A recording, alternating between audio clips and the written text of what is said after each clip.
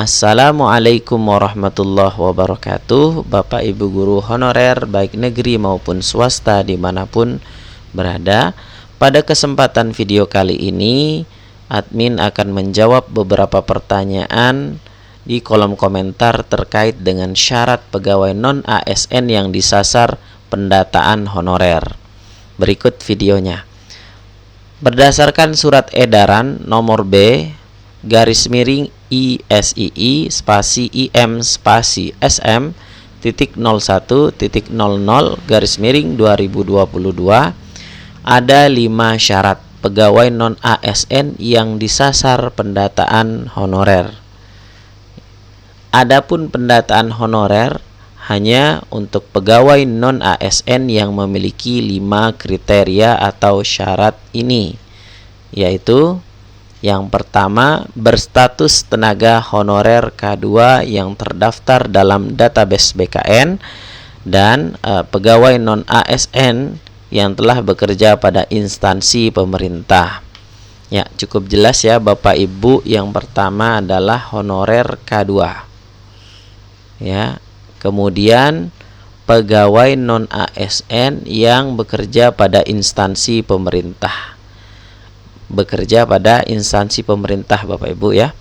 Berarti kalau bekerja pada instansi swasta, contohnya sekolah swasta, berarti belum ada pendataan Bapak Ibu.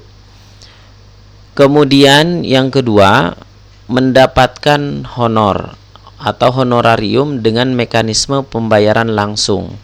Sumber honornya berasal dari APBN untuk instansi pusat dan APBD untuk instansi daerah, bukan melalui mekanisme pengadaan barang dan jasa baik individu maupun pihak ketiga.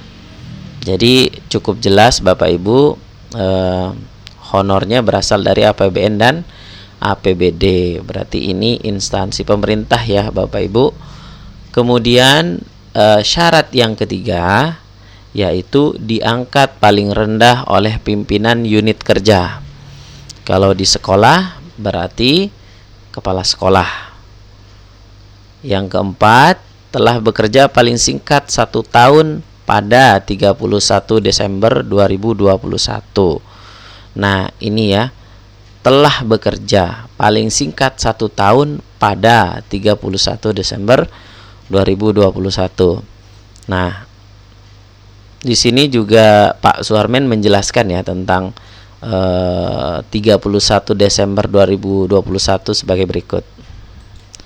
Mengenai batas 31 Desember 2021, ini menurut Pak Suharmen ada kaitannya dengan cut off.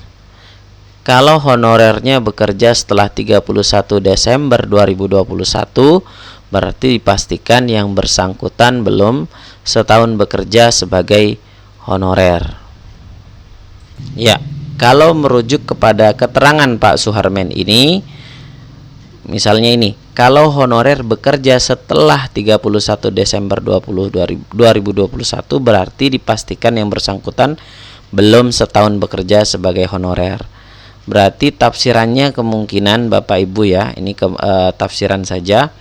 Berarti apabila Bapak Ibu data di Dapodiknya sebelum tanggal ini, berarti masuk ke dalam pendataan ulang. Tapi sekali lagi ini hanya tafsiran dari admin sendiri. Namun jika kembali ke redaksi syarat yang keempat, bahwa telah bekerja paling singkat 1 tahun pada 31 Desember 2021. Jadi per tanggal ini Bapak Ibu sudah setahun gitu ya. Kalau dimaknai ya, telah bekerja paling singkat 1 tahun pada 31 Desember 2021. Dan kemudian yang kelima, berusia paling rendah 20 tahun, paling tinggi 56 tahun pada 31 Desember 2021. Nah, itu Bapak Ibu informasi yang dapat kami sampaikan. Semoga bermanfaat dan mohon dukungannya dengan like dan subscribe-nya. Terima kasih. Assalamualaikum warahmatullahi wabarakatuh.